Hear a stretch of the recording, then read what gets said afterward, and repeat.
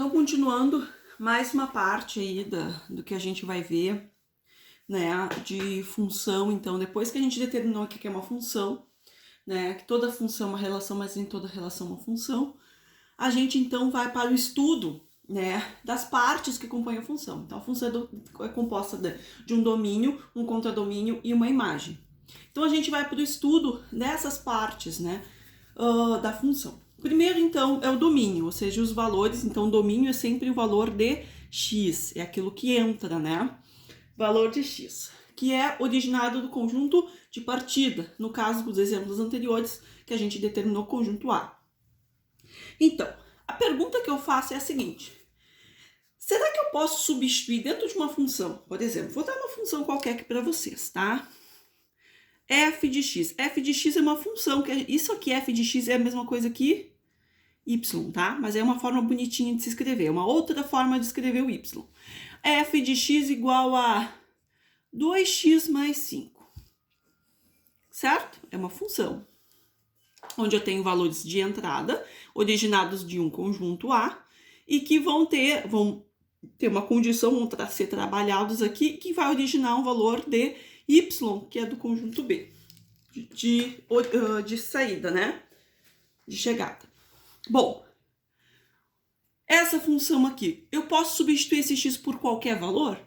Posso tirar esse x aqui e colocar o 1, vai ficar 2 vezes 1 mais 5? Vai ter algum problema? Não, professora, que problema que teria?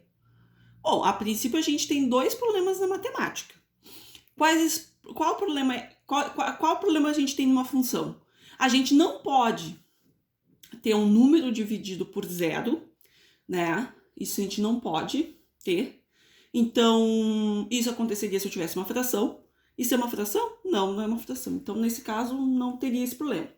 Outro problema que eu poderia ter é se eu tivesse uma raiz de índice par, e o meu resultado de dentro resultasse, né, numa raiz negativa. Certo? Tenho raiz aqui? Bom, não tem, professor. Bom, então não seria esse caso, né? Não seria. Então não é uma fração e não tem raiz. Então teria algum problema? Bom, se a senhora diz que são só esses dois problemas e nenhum deles é aplicado essa condição, então logo não teria problema nenhum. Exatamente, não teria nenhum problema. Mas a pergunta que eu faço, será que eu posso substituir o x por qualquer valor em todas as funções? Já respondi a pergunta de vocês, né? O quê? Depende. Depende do quê? Bom, vamos ler a definição. Determinado domínio de uma função significa determinar quais valores reais de x que x pode assumir em torno de uma função possível. Existem duas situações em que devemos nos preocupar. Eu gostaria que vocês pegassem o material, quem tem o impresso, que sublinhasse, quem não tem, que anotasse no caderno. Coloca bem grande, bem destacado isso aqui. Coloca o título, né? E aí vai destacar isso aqui, bem grande, bem bonito. Tá? Então, essas duas situações vocês não podem quebrar de hipótese alguma, isso é uma regra e vocês têm que prestar muita atenção. O denominador de qualquer fração não pode ser zero. Por exemplo, eu tenho 1 sobre x mais 5. Eu tenho o quê? O x no denominador. Para quem não lembra, numerador é o de cima de uma fração e o denominador é o de baixo. Denominador de baixo, denominador de baixo. Então, lembra sempre que de baixo começa o denominador. Tá? Então, toda vez que vocês lerem de, lembre que é de baixo, ok? Então, o x não pode estar no denominador. Se tiver no denominador, a gente tem um probleminha, porque daí, esse x aqui, ou seja, esse valor aqui de baixo, não pode resultar em zero. Ou seja, se eu tiver 1 sobre 0, opa, é problema, tá? Então, o que eu tenho que fazer? Eu tenho que pensar que x que colocando aqui, né, somando com 5, dá 0. Esse x aqui não pode entrar aqui dentro. Então, são essas questões que a gente vai ter que analisar. Outra, não existe raiz de índice par de números negativos. Exemplo. Vou pegar aqui a minha borracha. E vou dar um exemplo aqui para vocês. Raiz par, né? Vou colocar aqui, né? Não aparece porque é 2, né? X, vou colocar a mesma coisa, x mais 5, só para vocês verem. O que eu tenho aqui dentro? Aqui dentro, eu não posso ter valores negativos.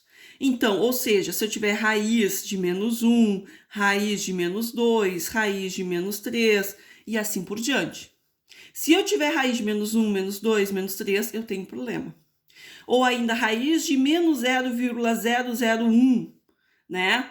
Posso ter raiz de zero? Qual é a raiz de zero? Zero. Então, zero eu posso, mas menos 0,01, menos 0,1, menos 0,000001 e assim por diante, não posso ter. Então, quando começa esse sinalzinho de negativo numa raiz, cujo índice é par, eu tenho um problema muito grande. Então, como é que eu sei? Então, são essas duas condições. Então, o x, quando ele está embaixo da fração, né, eu tenho que analisar. E quando o x está dentro de uma raiz de índice par, eu tenho que analisar. Cuidem bem essa palavra, analisar. Então, vamos analisar as nossas situações. Vamos à primeira situação aqui. Primeira situação, x no denominador não pode ser ou resultar em zero. Eu tenho uma função, f de x igual a 5 sobre x mais 1. O que eu tenho aqui? Eu tenho uma situação. Gente, eu não estou resolvendo esse problema. Isso aqui não vou resolver uma equação. Eu estou analisando essa função. Eu vou colocar bem grande aqui, para vocês não esquecerem que eu vou analisar essa função. Eu não vou resolver. O que significa isso, resolver? Resolver é quando eu substituo um valor e tento isolar outro, né, para encontrar o valor de x. Ou colocar o x e isolar o valor de y. Eu não estou resolvendo isso aqui. Eu vou analisar essa situação. E analisar diz o seguinte, que eu quero saber o domínio, ou seja, quais valores de x eu posso colocar dentro dessa função para me retornar uma função possível, para ter um valor de função possível. Então, o que eu vou fazer? Eu vou analisar onde está o meu problema. E eu vou localizar onde está o meu problema. Onde é que está o meu problema? O 5.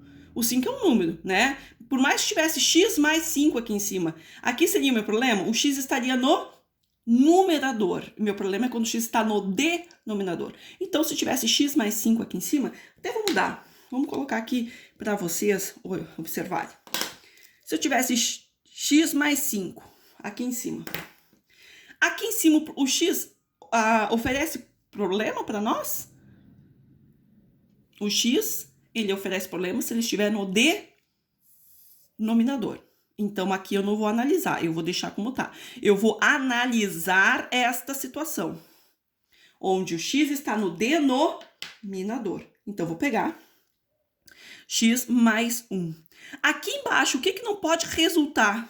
Aqui não pode resultar em zero. Então, eu tenho que dizer que aqui tem que ser diferente de zero. Então, eu vou tirar, vou destacar o meu problema, x mais 1, e vou colocar, ele tem que ser diferente de zero, para saber que valor de x ele não pode adotar.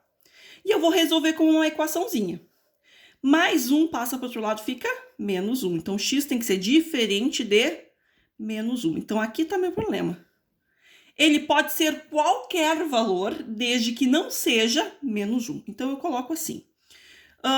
O domínio da minha f de x vão ser x pertencente aos reais, todo x, né? Ou seja, pode receber qualquer valor de x dos reais, tal que x seja diferente de menos 1. Essa é a minha resposta. Professora, eu não sei escrever isso aí, tá muito bonito, tá muito floreado. Bom, não sabe escrever? Copia, ó, que eu vou colocar para vocês. Copia isso aqui, ó. Opa, ó, olha o que eu fiz, ó, circulei aqui em verde. Tudo isso aqui que tá aqui, ó, d de f de x igual a abre chaves, x pertence aos reais tal que, e fecha chaves. Esse miolo, vou colocar em vermelho, esse miolo aqui, vocês vão mudar conforme o resultado que vocês vão ter aqui. Resultado que vocês têm aqui, vocês, pum, colocam ali, certo? O restante vocês só copiam e colam. Vamos para a segunda situação. Então, aqui eu coloquei, quando x é no denominador, a gente usa esse símbolo aqui sempre. Toda vez que o x aparece, toda vez que tiver x no denominador, eu coloco este símbolo. Segunda situação, o x dentro do radical, né? Com índice par não pode ser o resultado em um número negativo, em números negativos, tá? Então, vamos lá. Onde é que eu tenho problema? Tenho aqui um problema, raiz par, né, de x menos 7. Então, isso aqui dentro, ó, vou destacar, isso aqui dentro não pode ser menor que zero. Pode ser zero? Pode ser zero. Não pode ser menor, então vou colocar menor. Opa, eu coloquei igual, né? Igual pode. Cadê? Ou eu coloquei maior, né? Tá certo. Então, tem que ser maior ou igual a zero, tá certinho, perdão. Tem que ser maior ou igual a zero. Cadê minha caneta? Então, tem que ser maior ou igual a zero, certinho? Então, vou colocar aqui, ó, x, destaco, x menos 7, tem que ser maior ou igual a zero, e menos 7 passa para o outro lado, fica maior ou igual a 7 positivo. Aí, vem copia toda essa balela toda aqui, ó, domínio da f de x, vou colocar exatamente como eu coloquei para vocês aqui, ó.